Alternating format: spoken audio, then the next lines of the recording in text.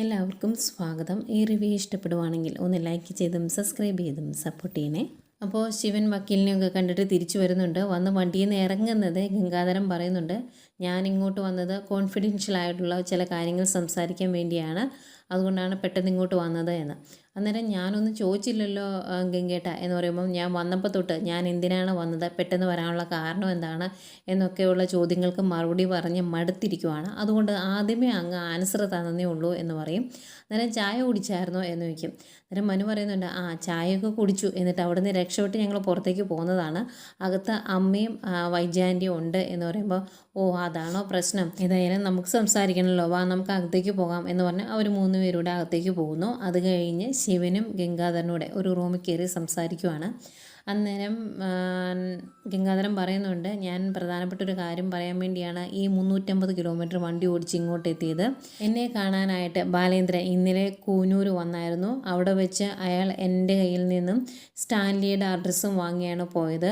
അങ്ങനെ സ്റ്റാൻലിയെ കണ്ടെത്തി സ്റ്റാൻലിയുടെ കൈകളിൽ അലീനയെ എത്തിക്കാനാണ് ബാലേന്ദ്രൻ്റെ ഉദ്ദേശം എന്ന് പറയുമ്പം ശിവൻ ചോദിക്കുന്നുണ്ട്, അതിനെന്താ കുഴപ്പം, അലീനയുടെ ഇനിയുള്ള ജീവിതം അവളുടെ അച്ഛൻ്റെ കൈകളിലേക്ക് എത്തിക്കുന്നു, കുറച്ചുകൂടെ സുരക്ഷിതത്വമുള്ള കൈകളിലേക്ക് എത്തിക്കുന്നു, അത് ചെയ്യുന്ന ഒരു നല്ല കാര്യമല്ലേ, ബാലേന്ദ്രൻ്റെ മനസ്സിൽ വേറെ ഉദ്ദേശമൊന്നും ഉണ്ടാകുകയില്ല എന്നൊക്കെ ശിവൻ പറയുമ്പം ഗംഗാധരൻ പറയുന്നുണ്ട്, ബാലേന്ദ്രൻ്റെ മനസ്സിൽ വേറെ ദുരുദ്ദേശങ്ങളൊന്നും കാണില്ലായിരിക്കാം, പക്ഷേ സ്റ്റാൻലി അയാളെ നമ്മൾ മറന്നുകൂടാ, അയാൾ ഒരു പട്ടാളക്കാരനാണ്.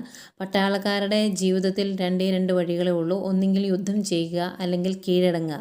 സ്റ്റാൻലിയെ എനിക്ക് നന്നായിട്ടറിയാം. അവൻ്റെ സ്വഭാവം വെച്ച് ഇങ്ങനൊരു കാര്യം അറിഞ്ഞു കഴിയുമ്പം, സ്റ്റാൻലിക്കൊരു കുഞ്ഞുണ്ട് എന്നുള്ള കാര്യം അറിഞ്ഞു കഴിയുമ്പം അതിനെ ചുറ്റിപ്പറ്റിയുള്ള കാര്യങ്ങൾ ഇവിടെ വന്ന് കുത്തിപ്പൊക്കിയാലോ, അതിനെക്കുറിച്ചുള്ള ചോദ്യങ്ങളുമായിട്ട് വൈജയന്തിയുടെ മുമ്പിലേക്ക് സ്റ്റാൻലി എത്തിയാലോ, അതും അല്ല എങ്കിൽ വേറൊരു പ്രശ്നമുണ്ട്, അയാൾക്കും ഒരു കുടുംബമുള്ളതാണ്, അവിടെ പൊട്ടിത്തെറികൾ ഉണ്ടായാലോ എന്നിങ്ങനെ ചോദിക്കുക. അന്നേരം ശിവൻ പറയുന്നുണ്ട്, അവിടെ ഉണ്ടാകുന്ന പൊട്ടിത്തെറികൾ നമ്മളെ ബാധിക്കില്ലല്ലോ, പിന്നെ എന്തിനാണ് നമ്മൾ ടെൻഷൻ അടിക്കുന്നത് എന്ന്. അന്നേരം ഗംഗാധരൻ പറയുവാണ്, അതല്ലടാ, ശരിക്കും ഇങ്ങനൊരു സംഭവം നടന്നു കഴിഞ്ഞാൽ സ്റ്റാൻലി എങ്ങനെ പ്രതികരിക്കും എന്ന് നമുക്കറിയില്ല.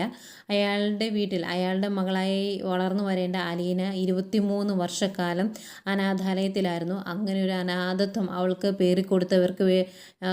പേറിക്കൊടുത്തവർക്കെതിരെ അയാൾ പ്രതികരിച്ചാലോ, ഇവിടെ വന്ന് പ്രശ്നങ്ങളുണ്ടാക്കിയാലോ, ഇതിൻ്റെ പേരിൽ നമ്മളെ കോടതിയിൽ കയറ്റിയാലോ, അങ്ങനെ പല പ്രശ്നങ്ങളുണ്ട്, നമ്മളെല്ലാ ഭാവവും ചിന്തിക്കണ്ടേ എന്നിങ്ങനെ ചോദിക്കുമ്പം, ഇനി നമ്മൾ എന്താ ചെയ്യേണ്ടേ, ഇതിപ്പം എല്ലാം കൂടെ ആലോചിക്കുമ്പോൾ എനിക്കും ടെൻഷൻ ആവുകയാണല്ലോ എന്ന് ശിവൻ പറയും. അന്നേരം ഗംഗാധരൻ പറയുന്നുണ്ട്, സ്റ്റാൻലിയെ കാണുന്നതിൽ നിന്ന് ശരിക്കും ബാലേന്ദ്രനെ തടയുവാണ് ചെയ്യേണ്ടത്, അങ്ങനെ തടയാൻ നമ്മൾ എന്താ ചെയ്യേണ്ടത് എന്ന് ചോദിക്കുക.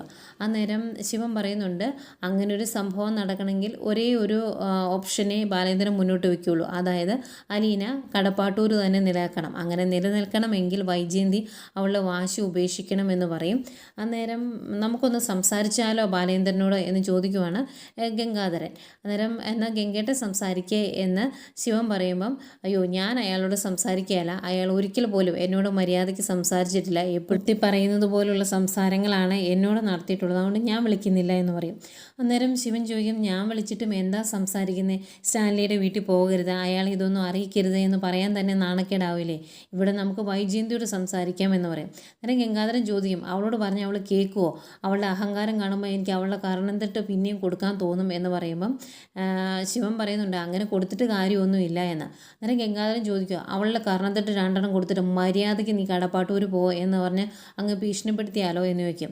അന്നേരം ശിവൻ പറയുന്നുണ്ട്, അങ്ങനെ ഭീഷണിപ്പെടുത്തിയാൽ അവൾ ചിലപ്പോൾ ഇവിടുന്ന് ഇറങ്ങിപ്പോകും, പക്ഷേ വാടക വീടിന് അഡ്വാൻസ് കൊടുത്തിട്ടേക്കുവാണ് അവൾ അവിടെ പോയി താമസിക്കും, പിന്നെയും നമ്മൾ ഉപദ്രവിക്കാൻ ചെന്നിട്ടുണ്ടെങ്കിൽ അവൾ വേണമെങ്കിൽ പോലീസിലും കൊണ്ട് കേസ് കൊടുക്കും, അതിനപ്പുറം ഒന്നും ഉണ്ടാകും എന്ന് എനിക്ക് തോന്നുന്നില്ല എന്ന് പറയുവാണ്. പിന്നെയും അവർക്ക് ഇതങ്ങ് വിട്ടുകളയാൻ പറ്റാത്തതുകൊണ്ട് ഒന്ന് വൈജയന്തിയോട് സംസാരിച്ച് നോക്കാം, നമുക്ക് എന്തെങ്കിലും മാറ്റം ഉണ്ടാവുമോ എന്നറിയാലോ എന്നിങ്ങനെ പറഞ്ഞിട്ട് അവരങ്ങോട്ട് പോകുന്നത് ശിവൻ പറയുന്നുണ്ട്, ഗംഗേട്ടൻ വൈജയന്തിയുടെ അടുത്തുനിന്ന് കുറച്ച് മാറി നിന്ന് സംസാരിച്ചാൽ മതി കേട്ടോ എന്ന്. കാരണം ഗംഗാധരന് പെട്ടെന്ന് ദേഷ്യം വരും, വൈജയന്തിയുടെ കാരണം തീർത്തു കൊടുക്കും. അങ്ങനെ കൊടുക്കാതിരിക്കാൻ വേണ്ടിയാണ് അങ്ങനെ പറഞ്ഞത്. ഏതായാലും അവർ വൈജയന്തിയുടെ അടുത്തോട്ട് ചെല്ലുന്നു. എന്നിട്ട് ഗംഗാധരൻ പറയുന്നുണ്ട്, എനിക്ക് നിന്നോട് കുറച്ച് കാര്യങ്ങൾ സംസാരിക്കാനുണ്ട് എന്ന്. അന്നേരെ വൈജയന്തി പറയും, അതെനിക്ക് മനസ്സിലായതാണ് ഗംഗേട്ടൻ ഇങ്ങോട്ട് വന്നപ്പോൾ തന്നെ, അതുകൊണ്ട് സംസാരിക്കാനുള്ളത് പറഞ്ഞു എന്ന് പറയുന്നു. അന്നേരം ഗംഗാധരൻ പറയുന്നുണ്ട്, ഞാൻ എന്തെങ്കിലും പറയുമ്പം അതിൻ്റെ അകത്തെ നല്ല വശം നീ മനസ്സിലാക്കണമെന്ന് പറയുമ്പം വൈജയന്തി പറയുന്നുണ്ട്, അയ്യോ ഈ വീട്ടിൽ ആകപ്പാടെ തലയ്ക്ക് വെളിവില്ലാത്ത എനിക്ക് മാത്രമല്ലേ ഉള്ളൂ, ബാക്കി നിങ്ങൾക്ക് എല്ലാവർക്കും നല്ല വെളിവാണല്ലോ, അതുകൊണ്ട് പറഞ്ഞു എന്ന് പറയുന്നു. അന്നേരം ഗംഗാധരൻ പറയുന്നുണ്ട്, അങ്ങനെ നിനക്ക് വെളിവുകേടുണ്ടെന്ന് നീ സമ്മതിച്ച സ്ഥിതിക്ക് അത് നേരെയാക്കാനല്ലേ ശ്രമിക്കേണ്ടത് എന്ന് ചോദിക്കുന്നു. അന്നേരം വൈജയന്തി പറയുവാണ്, ഈ പ്രായത്തിൽ എൻ്റെ തല മാറ്റി വയ്ക്കാനൊന്നും പറ്റത്തില്ലല്ലോ, അതുകൊണ്ട് അത് നടക്കുന്ന കാര്യമല്ല, ഏതായാലും ഗംഗേട്ടൻ പറയാനുള്ളത് പറ എന്ന് പറയുന്നു. അന്നേരം ഗംഗാധരൻ ചോദിക്കുന്നുണ്ട്, ഈ അലീനെ നിൻ്റെ വീട്ടിൽ നിന്ന് ഇറക്കി വിടണം എന്ന് നിനക്ക് എന്താണ് ഇത്ര നിർബന്ധം, ഇപ്പം നിൻ്റെ വീട്ടിൽ എന്താണ് പ്രശ്നമുള്ളത് എന്ന് ചോദിക്കുവാണ്. അന്നേരം വൈജയന്തി പറയുന്നുണ്ട്, അത് കാണണമെങ്കിൽ കണ്ണ് തുറന്ന് നോക്കണം, ഒരു കുടുംബം എന്ന് പറയുമ്പം അതിനൊരു ഫ്രെയിമുണ്ട്, അച്ഛൻ അമ്മ മക്കൾ അങ്ങനെ ഒരു ഫ്രെയിമുണ്ട്. അവിടെ അങ്ങനെയല്ലല്ലോ, അവിടെ അച്ഛനും മക്കളും വേലക്കാരിയും അല്ലേ ഉള്ളത്, അമ്മയ്ക്ക് പകരം വേലക്കാരിയല്ലേ കയറ്റി വെച്ചേക്കുന്നത് എന്നിങ്ങനെ ചോദിക്കുന്നു. അന്നേരം ഗംഗാധരൻ പറയുന്നുണ്ട്, നിൻ്റെ മക്കൾ പോലും അവളെ അംഗീകരിച്ചു, അതെന്താ നീ മനസ്സിലാക്കാത്തത് എന്ന്. അന്നേരം വൈജയന്തി പറയുവാണ്, മക്കളെ സോപ്പിട്ട് കണ്ണും കാണിച്ച് കൂടെ നിർത്തിയേക്കുവാണ് അവൾ. അങ്ങനെ കണ്ണ് കാണിച്ച് മയക്കാൻ കഴിവുള്ള സ്ത്രീകൾ എല്ലാ കാലത്തും ഉണ്ടായിട്ടുണ്ട്, ഈ കാലത്തുമുണ്ട്, അത്രയേ ഉള്ളൂ. ഇപ്പം തന്നെ കണ്ടില്ലേ, ഒരു വേലക്കാരി ഇവിടുന്നുള്ള എൻ്റെ മക്കളെയെല്ലാം കൂട്ടിക്കൊണ്ട് വേറൊരു വേലക്കാരി നിൽക്കുന്ന വീട്ടിലോട്ട് പോയേക്കുന്നു, ഇതിൻ്റെയൊക്കെ ആവശ്യം എന്താണ് എന്ന് ചോദിക്കുക. അന്നേരം ശിവൻ പറയുന്നുണ്ട്, ഈ വേലക്കാരി എന്നുള്ള നിൻ്റെ മനസ്ഥിതി തന്നെയൊന്നും എടുത്ത് മാറ്റുക, അപ്പം തന്നെ പകുതി ശരിയാകും എന്ന്. അന്നേരം വൈജയന്തി പറയുന്നുണ്ട്, എൻ്റെ മനസ്സിൽ അത് അങ്ങനെ തന്നെയേ കിടക്കുള്ളൂ, അത് മാറ്റാൻ ഞാൻ ഉദ്ദേശിച്ചിട്ടില്ല എന്ന്. അന്നേരം ഗംഗാധരൻ പറയുന്നുണ്ട്, ഇനി നീ അങ്ങോട്ട് അലീനെ മാറ്റിയതിന് ശേഷം ചെന്നാൽ പോലും നിൻ്റെ കുടുംബം പഴയതുപോലെ ആകുകയില്ല. അലീന ആ വീട്ടിൽ നിന്ന് പോയി കഴിഞ്ഞിട്ടുണ്ടെങ്കിൽ നിൻ്റെ കുടുംബം പിടിച്ചാൽ കിട്ടാത്ത രീതിയിൽ ചിന്നിച്ചെതറി പോകുമെന്ന്. അന്നേരം വൈജയന്തി പറയുവാണ്, അവിടെ കൃഷ്ണമോൾക്ക് മാത്രമാണ് പ്രായപൂർത്തിയാകാത്തത്, ബാക്കി 2 പേർക്കും പ്രായപൂർത്തിയായതാണ്, അവർക്ക് വേണ്ടിയാണ് ഞാൻ ഇത്രയും കാലം ജീവിച്ചത്, ഇനി ഞാൻ എനിക്ക് വേണ്ടി ജീവിക്കാൻ തീരുമാനിച്ചേക്കുവാണ് എന്ന്. അന്നേരം ഗംഗാധരൻ പറയും, നീ അങ്ങനെ ജീവിക്കാൻ തീരുമാനിച്ചാലും ഒരു 3 മാസമേ നീ അവിടെ അങ്ങനെ ജീവിക്കുകയുള്ളൂ, നീ അങ്ങോട്ട് ചെന്നിട്ടുണ്ടെങ്കിൽ ബാലേന്ദ്രൻ നിന്നെ സ്നേഹിക്കത്തുമില്ല എന്ന് പറയുമ്പം വൈജയന്തി എടുത്ത വായിക്ക് പറയുവാണ്, അതിന് അയാൾ എന്നാ എന്നെ സ്നേഹിച്ചിട്ടുള്ളത് എന്ന്. ഇത് കേൾക്കുമ്പം ദേഷ്യം വരുന്നുണ്ട് ഗംഗാധരനും ശിവനും. അന്നേരം ഗംഗാധരൻ പറയുന്നുണ്ട്, ഒരു കാര്യം ഞാൻ പറഞ്ഞേക്കാം, നീ ഈ കാണിക്കുന്നത് മൊത്തം നിൻ്റെ നാശത്തിനാണ്, അതുകൊണ്ട് തന്നെ നിൻ്റെ കുടുംബം നിൻ്റെ കൈപ്പിടി നിൽക്കില്ല എന്ന് പറയുമ്പം, അങ്ങനെ തുമ്മിയെ തെറിക്കുന്ന മൂക്കാണെങ്കിൽ അങ്ങ് തെറിച്ചു പോട്ടെ,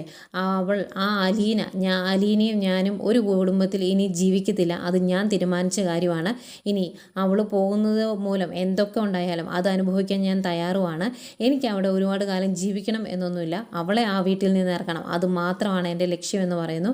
ലാസ്റ്റ് നിവൃത്തിയിൽ അതിങ്ങനെ കൈ തരിച്ച് നിൽക്കുന്ന ഗംഗാധരനെ ശിവനൊന്ന് കൂളാക്കിയിട്ട്, ബാ ഗംഗേട്ടൻ നമുക്ക് പോകാം എന്ന് പറഞ്ഞാൽ അവിടെ നിന്ന് ഇറങ്ങി പോരുവാണ്.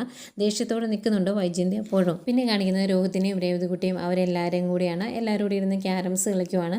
ക്യാരംസിൻ്റെ സ്ട്രൈക്കർ അടിക്കാൻ നല്ല വശമൊന്നും ഇല്ലെങ്കിലും ഉന്നം പിടിച്ച് വെറുതെ സമയം കളയുന്നതിൻ്റെ പേരിൽ രോഹിത്തിനോട് വഴക്കുണ്ടാക്കുന്നുണ്ട് കേട്ടോ ബബിതയും കൃഷ്ണമോളും ഒക്കെ. കുറേ നേരം കഴിഞ്ഞ് ഒന്ന് അടിക്കും, അതാണെങ്കിൽ ശരിയാകുന്നുമില്ല. അങ്ങനെ ഇവർ വഴക്കുണ്ടാക്കിക്കൊണ്ടിരിക്കുന്ന സമയത്ത് അങ്ങോട്ടേക്ക് അലീനയും ഗ്രേസിയമ്മയും കൂടെ ജ്യൂസുമായിട്ട് വരും. എന്നിട്ട് ഇത് കുടിച്ചിട്ട് എല്ലാവരും പോയി കിടന്നേ, നമുക്ക് നാളെ പോകേണ്ടതല്ലേ എന്ന് ചോദിക്കുക. അന്നേരം 3 പേർക്കും ഭയങ്കര വിഷമം, നാളെ പോകണോ എന്ന് ചോദിക്കുവാണ്. അന്നേരം അതെന്താ അങ്ങനെ ഒരു ചോദ്യം, നാളെ പോകണം, നിങ്ങളവിടെ കൊണ്ട് വിട്ടിട്ട് വേണം എനിക്കിനി ബാക്കി കാര്യങ്ങൾ ചെയ്യാൻ എന്ന് പറയുമ്പം ആകെ വിഷമമാണ്. അന്നേരം വിഷമത്തോട് രോഹിത്ത് പറയുക, ചേച്ചിക്ക് നിർബന്ധമാണെങ്കിൽ പോകാമെന്ന്. അന്നേരം ഇവരുടെ വിഷമമൊക്കെ കാണുന്ന മാമച്ചായൻ പറയുന്നുണ്ട്, അതെ നിങ്ങൾക്ക് പോകാൻ ബുദ്ധിമുട്ടാണെങ്കിൽ പോകണ്ട, ഇവിടുത്തെ പെയിൻ ഗസ്റ്റുകളായിട്ട് നിങ്ങൾ ഇവിടെ അങ്ങ് കൂടിക്കുമോ എന്ന്. അന്നേരം അലീന പറയും, അതൊന്നും ശരിയാക്കിയല്ല, ഇതുങ്ങളെ അങ്ങ് വീട്ടിലോട്ട് കൊണ്ടെത്തിക്കണോ എനിക്ക് എന്ന്. അന്നേരം ആകെ വിഷമമാണ്, ആ ജ്യൂസും കൈ പിടിച്ചുകൊണ്ടിരിക്കുവാണ് എല്ലാവരും. അന്നേരം പെട്ടെന്ന് കുടിച്ചിട്ട് പോയി കിടന്നേ എന്ന് അലീന പറയുന്നു. അന്നേരം നാളെ നിങ്ങൾ പോവും അല്ലേ, അപ്പം ചിന്നുമോളുടെ കാര്യത്തിൽ നമുക്കൊരു തീരുമാനം എടുക്കണ്ടേ എന്ന് രേവതിക്കുട്ടി ചോദിക്കും. അന്നേരം എന്ത് തീരുമാനം ആടി എന്ന് അലീന ചോദിക്കുമ്പം, ഞാൻ പറഞ്ഞില്ലായിരുന്നു ചിന്നുമോളെ സ്പോൺസർ ചെയ്യിക്കുന്ന കാര്യം, അങ്ങനെ ആൻറ്റിയും അങ്കിളും കൂടി അവളെ സ്പോൺസർ ചെയ്യുവാണെങ്കിൽ ഊർമിളയോട് വേണ്ട എന്ന് നമുക്ക് പറയാമല്ലോ, അത് നമുക്ക് അവിടെ അനാഥാലയത്തിൽ വിളിച്ച് പറയുകയും ചെയ്യാം എന്നൊക്കെ പറയുമ്പം മാമച്ചായൻ പറയുന്നുണ്ട് അതൊരു നല്ല കാര്യമാണ്, നമുക്ക് വേണേൽ ആലോചിക്കാം എന്ന്. അന്നേരം അലീനയും പറയുന്നുണ്ട് നീ വിഷമിക്കേണ്ട, നമുക്ക് ആലോചിച്ചൊരു തീരുമാനം എടുക്കാം എന്ന് പറയുന്നുണ്ട്. ചിന്നുമോൾ കൈവിട്ട് പോകുന്ന കാര്യത്തിൽ ഭയങ്കര വിഷമമാണ് രേവതിക്കുട്ടിക്ക്.